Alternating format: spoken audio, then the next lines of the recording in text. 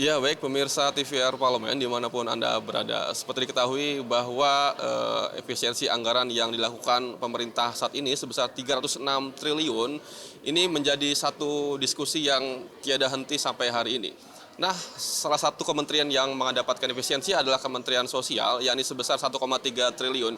Nah, pemirsa, apakah pemotongan anggaran di Kemensos ini nantinya akan berpengaruh terhadap distribusi bansos dan program-program kesejahteraan langsung di masyarakat?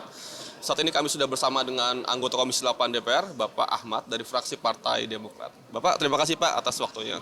Pak, terkait efisiensi anggaran di Kemensos, Pak, bagaimana Komisi 8 memastikan bahwa hal ini tidak berpengaruh terhadap program-program bansos kepada masyarakat, Pak? Ya, pada prinsipnya efisiensi anggaran itu, terutama di Kemensos, kita tentu mengharapkan kepada pemerintah, yaitu hal-hal yang berkaitan dengan program yang langsung menyentuh masyarakat, seperti program PKH, itu tentu kita harapkan tidak terjadi efisiensi. Memang kenyataannya untuk Kementerian Sosial itu hanya efisiensi lebih kurang 1,3 triliun.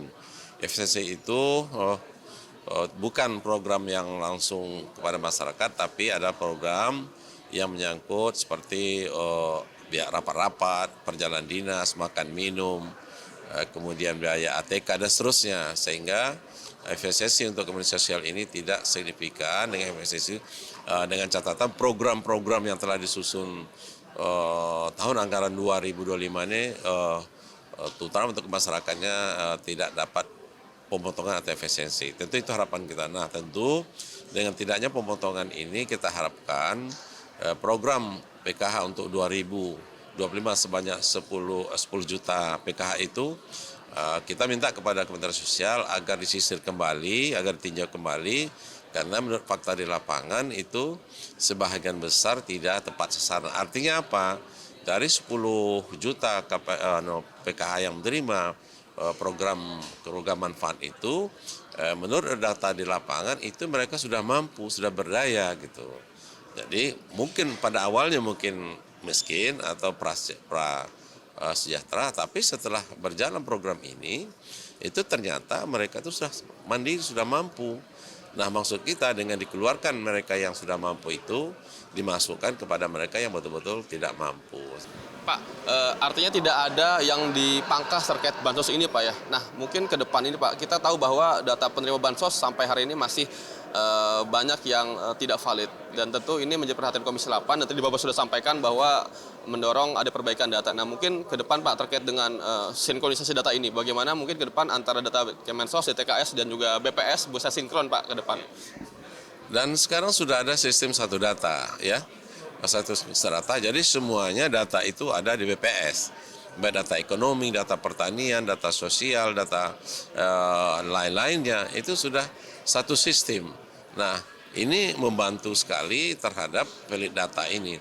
Nah, tentu harapan kita dengan adanya satu sistem tentang data kemiskinan ini atau data tentang ekonomi ini, kita harapkan nanti sambil berjalan, tahun berjalan ini kita sisir data yang 10 juta PKH itu, sehingga kita harapkan dengan satu data ini tidak ada lagi masing-masing lembaga kementerian membuat data-data tentang terutama masalah program ekonomi dan kemiskinan ini, tapi satu data, satu kementerian semuanya mencakup dari BPS. Sekarang sudah diserahkan ke BPS semuanya data-data tentang kemiskinan, data-data tentang ekonomi. Ini harapan kita dengan dasar sistem ini akan datanya akan lebih akurat, karena ini menyangkut manusia. Manusia berkembang terus kan, bergerak terus, sehingga kita harapkan per 3 bulan paling tidak data diupdate terus sehingga tepat sasaran dari program PKH ini. Itu harapan kita. Pak, terakhir, dalam rangka memperkuat fungsi pengawasan, Pak, di Komisi 8, apa langkah ke depan yang akan dilakukan, Pak, terkait supaya nanti bansos kita ini bisa tepat sasaran? Ya, antara lain ya kita memang pengawasan, tentu kita koordinasi dengan Kementerian Sosial. Program-program mereka di lapangan itu kita bahas bersama, kemudian setelah kita bahas bersama, kemudian seterusnya pelaksanaannya di lapangan tentu kita bekerja sama dengan instansi terkait, ya, baik dari Kementerian Sosial sendiri maupun dari pemerintah daerah yang mengelola masalah masyarakat miskin ini, baik provinsi, kabupaten, kota. Oke, baik. Bapak, terima kasih Pak waktunya Pak. Nah, pemirsa, demikian wawancara kami dengan Bapak Ahmad selaku anggota Komisi 8 DPR dari fraksi Partai Demokrat, dan tadi disampaikan bahwa efisiensi anggaran yang dilakukan di Kementerian Sosial ini tidak mengganggu program bantuan sosial dan juga program Keluarga Harapan yang rutin dilakukan setiap tahun kepada mereka-mereka yang membutuhkan. Dan tadi disampaikan juga oleh Bapak Ahmad bahwa perbaikan data harus dilakukan secara cermat, teliti, agar nantinya ke depan proses distribusi bantuan yang diberikan kepada pemerintah bisa tepat sasaran dan memberikan dampak yang baik bagi masyarakat. Nah pemirsa, demikian yang dapat kami laporkan langsung dari Gedung DPR RI Senayan Jakarta. Untuk selanjutnya kami kembalikan ke rekan kami di studio.